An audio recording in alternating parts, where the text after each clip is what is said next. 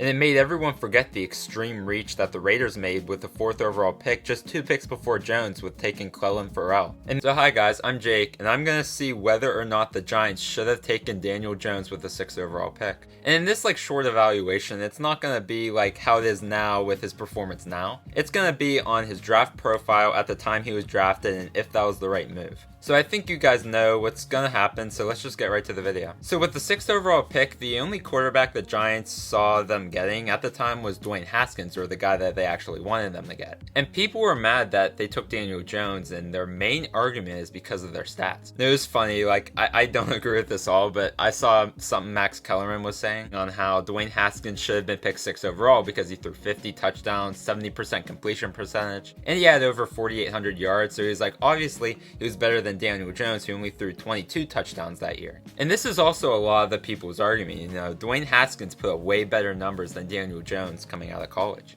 In fact, Daniel Jones only threw 52 career touchdowns as a 3-year starter. Dwayne Haskins had 50 in 2018, so you get what I'm saying. But whenever you look into a talented prospect, especially at the quarterback position, you do not look at stats at all. I'm not saying they're not something you can at least look into just a little bit, but whenever you're evaluating a quarterback, you look at how they project at the NFL level. Can they make most, if not all, the throws? Could they run out of the pocket? And could they make good decisions? That's what you base your evaluation off of. If we looked at stats as an indicator if someone should go in the first round, then Josh Allen for the Bills wouldn't have went in the first round, and Mason Rudolph would have in that draft. So you get what I'm saying, obviously that would never happen, and it shouldn't have happened the way things turned out. But anyway, if you really looked into both quarterbacks, they were very similar coming out of college. Both seemed well coached, they were smart, and they made great decisions. They didn't wow you with any throws, but they were very disciplined, and they weren't going to cause you any bad turnovers or anything at the time. None of them were flashy, they were kind of boring, but boring is a good thing, they were like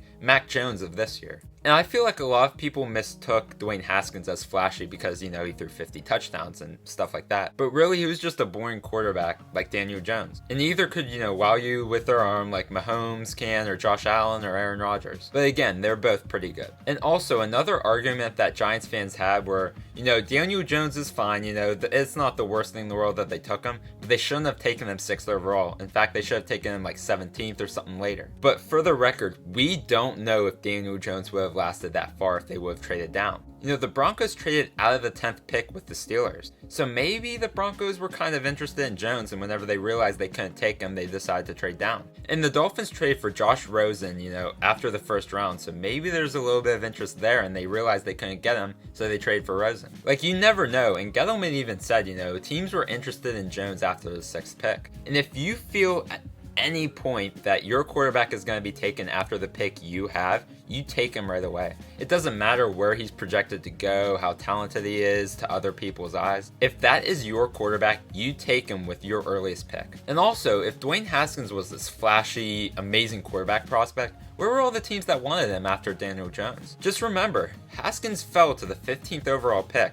So obviously a lot of teams didn't want him. If he was this amazing prospect, why didn't the Bengals take him, or the Dolphins, or the Broncos, or teams like that? And not even everyone on Washington was on board with the pick. So, he wasn't this up-and-coming prospect. Daniel Jones and Dwayne Haskins are quarterbacks that you had to fall in love with to pick. You couldn't just pick them because they're first-round talents. And it's why not a lot of people were kind of excited about people like Haskins or Jones. But they're still both first-round grades, and they were really good quarterbacks. And the last, main argument that people have on why Haskins should have went 6th overall was that Dwayne Haskins put up better numbers against better teams. And first of all, yeah, the Big Ten is better than the ACC in terms of football, but Ohio State gets some of the best recruits in the country. And it kind of translates because Ohio State has had at least double-digit wins every single year except for 5 years in the past 2 decades. And they wouldn't have it for 4 years if you don't include the 2020 shortened season. And also, Ohio State's kind of the main reason why the Big Ten is how it is, a really good conference. And if you look at the company that Dwayne Haskins had with his team,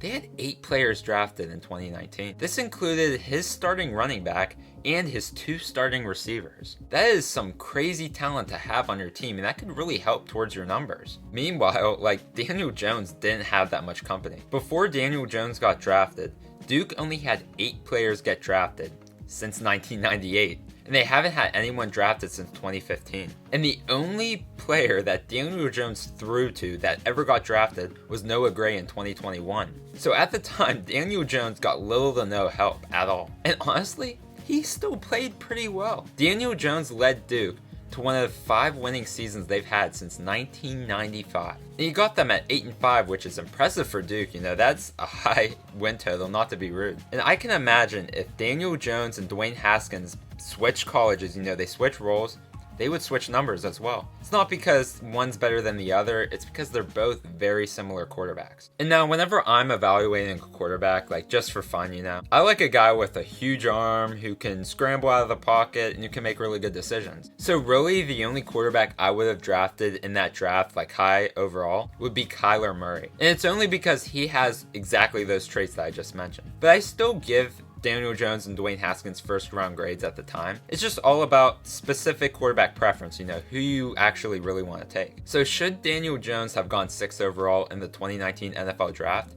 Sure. Even though I do think, you know, this makes sense from the situation and the type of quarterback the Giants wanted, I still think this is a make or break year for Daniel Jones. And Joe Judge wasn't the head coach whenever Jones got drafted, so he doesn't really have to commit to him that much. Even though Daniel Jones is Gettleman's guy, I'm sure he's going to listen to Joe Judge if they're going to evaluate the quarterback position after 2021. And I hope Daniel Jones does well, because I like whenever people that get doubted end up exceeding expectations. And even though I only would have drafted Kyler Murray in that draft, if I was an incoming head coach and I had Daniel Jones as my quarterback, I'd be 100% willing to work with him because I like his skill sets a lot. But other than that, that's the end of the video. Thank you so much for watching. And I know I haven't posted as much as I used to, but since summer's rolling around, I'll be able to post way more frequently. So thank you guys for your patience, and I appreciate all you guys, and I'll see you guys in the next video.